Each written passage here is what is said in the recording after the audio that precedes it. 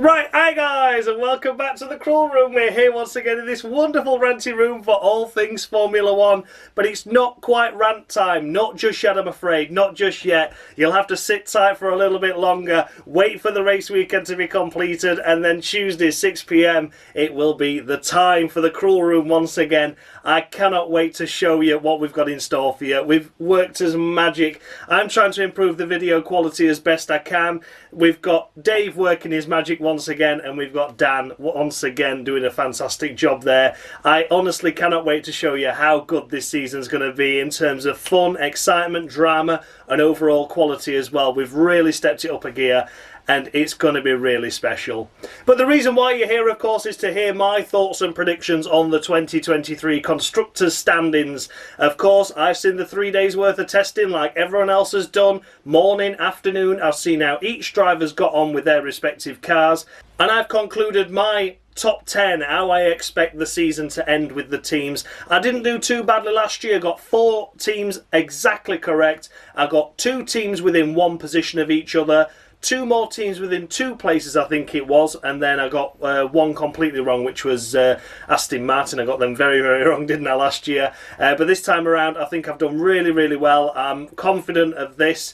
So come back in almost 12 months' time, I guess, and see how well or badly I did do. The season's a long season ahead, 23 races, a lot can happen, but I think this championship order is going to be fairly set in stone in the early days, or maybe we'll see some teams strong at the beginning of the season and tail away. I've based them all on various things, and I'm going to offer my thoughts on each individual team. So we're going to kick things off with the Constructors Champions, of course, of this year. And I honestly think it's going to be Red Bull. And I think 99.9% of the population out there that support Formula One will be thinking the same. They had a relatively trouble-free test. There was hardly any issues throughout all 3 days from both drivers. They put in plenty of laps, put in plenty of pace. And Verstappen looked 10 times more comfortable than Perez, though. It's worth mentioning that. Verstappen looked the most comfortable once again. The car's built around him, we understand that. It just depends how much Perez needs to adjust to the Red Bull. But having said that, I feel that the Red Bull overall this year, especially going into the first few races, I can see it being a bit like a Brawn story where both drivers, it doesn't matter whether they're having a difficult day or not, they're still going to be further ahead than the rest of the teams, and then towards the mid half of the season the other teams will come good and catch up, but at that point it'll be too late to offer any kind of title contention for the Constructors. That's how I think it's going to go anyway. I'm of course tipping Max that will win the Drivers' Championship undoubtedly, and Perez, it just depends how well. He didn't look comfortable, did he? But at the same time it still looked quick even with Perez struggling, so we'll wait and see on that. But overall I'm tipping Red Bull will win the Constructors hands down this year. I hope by halfway across the season point, the halfway point after the summer break, I honestly hope that the other teams can get closer to them, but I'm not holding out much hope, let's put it that way. Although I'm just expecting more drama, I want more excitement. You know, if we can have an individual race by race basis where it's fun, exciting, changes for the lead, if there's an overall champion at the end of it that's walked away with it, I'd be a little bit hard done by, but at the same time, so long as the racing was close, I think that's a happy medium going into 2023, and of course we'll see how the cost cap affects them into 2024, and the penalties and all the money reductions that they've had for overspending in 2021. All that sort of comes into play for the following year, doesn't it? So it'll be interesting to see how that works out. So yeah, overall for me, Red Bull Constructors Champions. In second place, I'm going to go with Ferrari, but this year I'm going to go with Ferrari in terms of, you know, a lot closer to Red Bull. But as mentioned, I think Red Bull have got such an advantage for the first half of the season that they're not going to be able to offer much in the way of a full competition. But I'm expecting Ferrari to be a lot more consistent and a lot better than they were last year. I put them second and thinking, wow, they're going to do really well to finish second. That's a bold statement. But this year, I think people are going to be disappointed that they're going to finish runners-up once again. Last year, they had every opportunity to win the Drivers' and Constructors' Championships, and in the end, they almost lost out to Mercedes because they kept bottling it. Bottling the race results, bottling the strategies, bottling the reliability.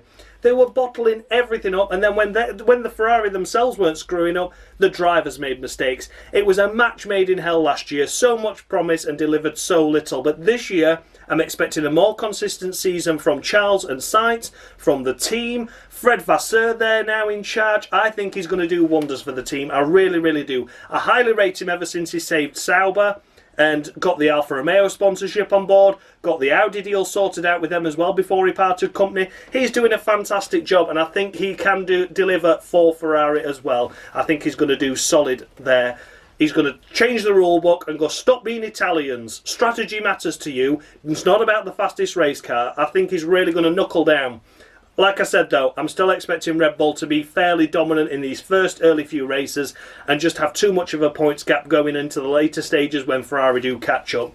That's my thoughts and feelings anyway, but I'm expecting a strong season from Ferrari this year, and I'm hoping we can avoid the disappointment of silly strategies, silly driver errors, and just overall silliness from Ferrari. But yeah, P2 in the Constructors for them. P3, I'm going with Mercedes. They look a lot better, don't they, at the start of the season, as opposed to last season where the car was bouncing around and there was no comfortable setup for any driver to get in. The car was just a mess, wasn't it? You think Bahrain last year with a terrible car, they ended up with Lewis Hamilton on the podium and George Russell finishing in 4th. Yes, of course, the Red Bulls retired from that race, but if they got that result with a bad car last year at the first race, I'm thinking the way they ended 2022, which was without porpoising issues. They had a great race at Brazil, of course, with a 1-2 finish. Abu Dhabi at the end of last year was a bit more down to earth for them with a 5th and a 6th where they were running before Hamilton's retirement.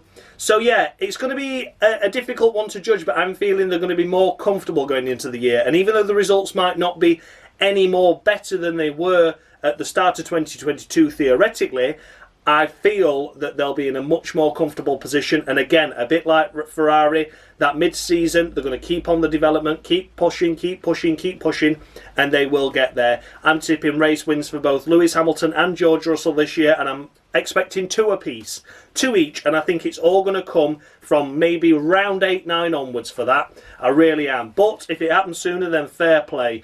But yeah, at the minute, I just think that Red Bull are just that little bit far ahead for anyone to really contend with the first few rounds. But Mercedes overall, I think, are going to be in a much more comfortable position. The car looks a lot better. Seems to be handling a lot better. Had a couple of minor misfortunes, didn't they? A little bit of reliability issue for George in testing. But I think they'll iron all that out come the first race of the season. And yeah, it's going to be really interesting to see how they get on. But I think overall, they're going to be finishing 3rd.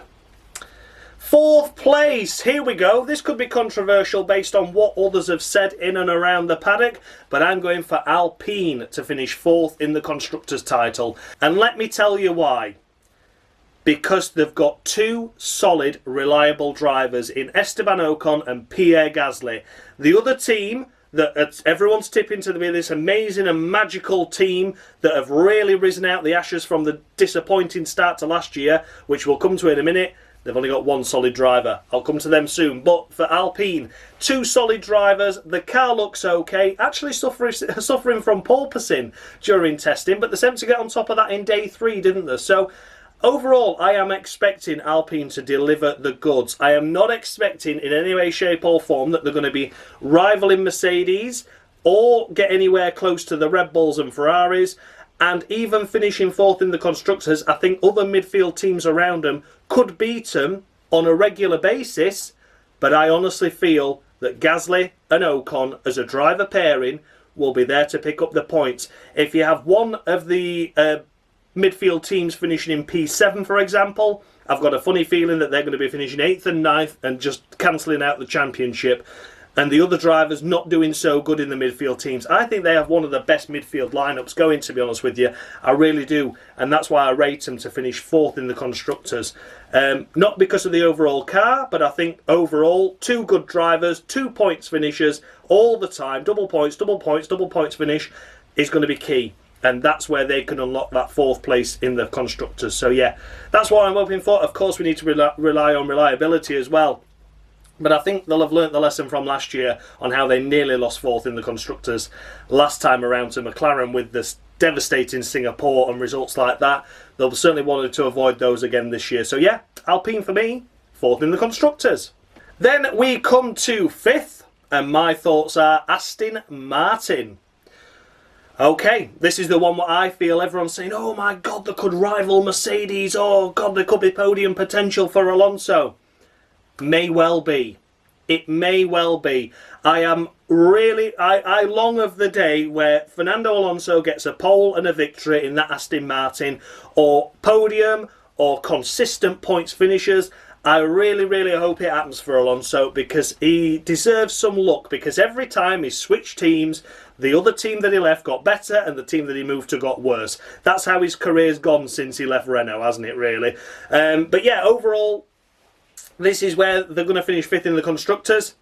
Lance Stroll. Now, we don't know at the minute if this is going to be taking part in Bahrain. I've tried to wait for this video to get it out after I'd heard the news whether he'd be racing or not. And I know for a fact that when this video goes live, we'll already have the news, but this is 24 hours old. But what can I do? Can't do anything about it. Yeah, but I honestly feel that whether Lance races in Bahrain, or whether he races in Saudi, or whether he starts his season in Australia, it makes no difference. Felipe Drugovich will do just as good a job as what Lance Stroll would do in it. And I can't see that being any detriment at all towards Aston Martin, whether they have Stroll or Drugovich in the car. Felipe Drugovich, F2 champion, he's delivered some good solid days of testing as well. He was a little bit on the back foot that he never ran an evening session. He only ran the mornings, which was unusual. I think he did a full day on was it the first day of testing he did full day? And he had a bit of a problem in the evening, I think. So he basically meant that he's not really race ready in terms of the environment that it's going to come to when qualifying and the race happens, if he is to race at Bahrain. But nonetheless, whether Lance Stroll's in that car or Felipe Drugovich, it's going to be Alonso getting the glory and the other drivers occasionally picking up points, is how I'm going to see it. Lance Stroll is a terrible qualifier, we know that. He has great performances every now and again, and everyone thinks he's fucking brilliant and is amazing. He's not. He is not brilliant. You know, Aston Martin, for him to be taken seriously, they've signed Fernando Alonso. Brilliant. And who's the car next year? Who's the driver next year? You need to be getting someone like Gasly in the car at the side of him. You know, picking up Nick de Vries, who's a rookie, but at least he's got presence there. He's got provenance. Not your bloody son. You can never be taken as a serious racing team when your son has delivered so little in the sport. You know, a couple of lucky podiums here and there. A front row start, and everyone goes, oh my God, that Monza front row start was incredible. Yeah, it were, after 6 cars ahead of him had bloody engine penalties anyway, so we were actually qualifying 5th. It was, it annoys me, and I'm already getting riled. But I honestly think that Aston Martin are going to lose 4th in the Constructors this year because of that second car. It's not a strong enough driver in it to warrant solid points all the time. Alonso will be going for glory. Fantastic. He'll do the best job he can. We know that. He can pick up the points, but if anything happens to Alonso, that other car's not there. And that's where I can see the difference with Alpine. So yeah, Alpine might not be getting the glory, so to speak. Might not have the fastest car, but they're going to be more consistent. There we go. Talked far too long there about Aston Martin, but nonetheless, 5th in the Constructors. Then in 6th, some people might say this is optimistic, but I'm going with McLaren. I'm going with McLaren in 6th because I can see what we saw last year in them again. A difficult car, an absolute pig. They rocked up at Bahrain last year and couldn't do no more than 3 laps because the brakes were overheating. This time around, they've been able to complete more laps, but keep having issues. And the car, whether it's got light fuel load, heavy fuel load, a strong setup, a weak setup, they just can put anything on it, put any compounder tyre on it, and it just doesn't work. It's terrible, I know. It's doing really, really bad. Norris already frustrated, lost a lot of track time, the pair of them, Piastri and Norris, with problems with the car. So they're on the back foot, completing the least amount of testing out of all other teams. But, like last year, they got it together, didn't they? It only took Imola. Norris got that podium last year at Imola, which was highly unexpected, and he turned out to be the only driver out of the top 3 teams that got on the podium. So, you know, an anomaly there, and almost finishing 4th in the Constructors after a difficult start last year. I think they can recover the situation once again. But I think that Alpine and Aston Martin are starting on a much stronger footing than they had the previous year, so they're going to be well ahead and unable to be caught. So I think by the time McLaren catch up, I reckon realistically, by the time McLaren get it all together, I think they're probably going to be languishing in 8th in the Constructors and they recover to 6th. That's my honest opinion. That's where I can see it going. No points for the first few races. Maybe by the time we get to Monaco or just past Monaco, they'll start picking up a few points here and there, then becoming consistent double points finishers, but in the lower half of the top 10. And then, last but not least, they'll just pick up the points where Other teams might tumble down in the order, and they'll finish 6th. That's what I can see anyway. That's what I'm assessing. So yeah, 6th place to McLaren at the end of the season. And people will be saying that's optimistic, but I'm confident they'll get it better and get it right, but it's just not going to be a good start for them. Then in 7th, I've gone with AlphaTauri, and I think AlphaTauri are going to do a solid job this year. The lineup is possibly one of the weakest in terms of experience and previous track records with Yuki Tsunoda, especially. I really hope it goes well for Yuki this year. I really, really do, because he's such a likeable character. You know, he's a bit loud, a bit mouthy on the radio. That's annoyed me in the past, but overall he's a likeable guy, and his F2 talent really, really delivered. He really showed that. But other than a couple of great races here and there throughout his previous 2 seasons, he's really delivered nothing other than lots and lots of accident damage for the AlphaTauri squad, and he really, really needs to get a grip of that. If he delivers what I'm expecting of him, as in terms of what I would really like him to do, I can see them finishing 6th, because I think Nick De Vries is a safe pair of hands. He'll pick the points up where he can, and the AlphaTauri overall is looking like a strong car. Certainly looks better than the last year's car, and you've got a young charger in Nick De Vries that's wanting to extract everything out of it, where last year you had Yuki Tsunoda that was shunting. Gasly was fed up and frustrated with the situation. He didn't want to be part of the Red Bull programme anymore. And was he really trying his hardest at all times? I'm sure he were, but he was doing 98% of the pushing as opposed to a full 100% like we've seen from him in the past. You know, I think he was past it. He didn't care what happened. He didn't care if he got an 11th place finish or a 10th place finish. It didn't matter to him. He was done. You know, Yuki Tsunoda was just shunt. If these two can come together, and you've got the young charging of Nick De Vries and Yuki Tsunoda wanting to prove a point that he deserves to stay in Formula 1, Tsunoda's going to want to beat De Vries. De Vries is going to want to beat Tsunoda. You know, it's a really interesting dynamic there going into AlphaTauri, because both drivers want to beat each other. If Nick De Vries doesn't beat Tsunoda, then is Nick De Vries out of the sport because he's not beaten a person that's previously been shunting? And if Tsunoda doesn't beat Nick De Vries, then what does that say about Tsunoda, who's already had 3 seasons in the sport and been outshone by a rookie? Really interesting dynamic. I hope they can push each other forward to secure solid points finishes regularly and scrape the points when they become available if they're having a difficult race. But I'm putting him in 7th because I think inexperience with De Vries will show through, and I do think Tsunoda is going to be a bit of a shunter. But yeah, I think 7th's a conservative 7th. If it goes well though, I could see him finishing 6th. But 7th is where I've placed him. So yeah, that's AlphaTauri, an interesting driver lineup with interesting dynamics in the team. And 7th place in the Constructors is where I think they'll finish the year. Then in 8th place we come to Haas. Yes, Haas, here we go with the MoneyGram sponsorship looking like a Minardi. Well, I don't think they're going to finish last in the Constructors. I think they're going to finish 8th, despite looking like a Minardi.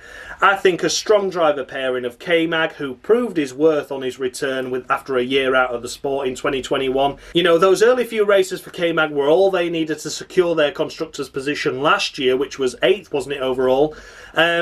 As they slipped down the order. You know, Mick was very inconsistent and very, very shunty. It must be said, you can't deny the amount of shunting that Mick did, which didn't help the situation. On for points at Miami, took Vettel out. On for points at Canada, broke down. There was a lot of bad luck surrounding and a lot of crashes from Mick that meant he didn't utilise those points, and it was K-Mag doing the heavy lifting for that team, securing that crucial point in the Bahrain sprint as well after that fantastic pole position lap time was what kept them ahead of Alfa Romeo at the end as well. So yeah, it was really, really close. Overall though, for me, I think they're going to finish 8th in the Constructors. Nico Hulkenberg, here he is, he's back indeed. I think he's going to do really, really well. K-Mag's a solid rival.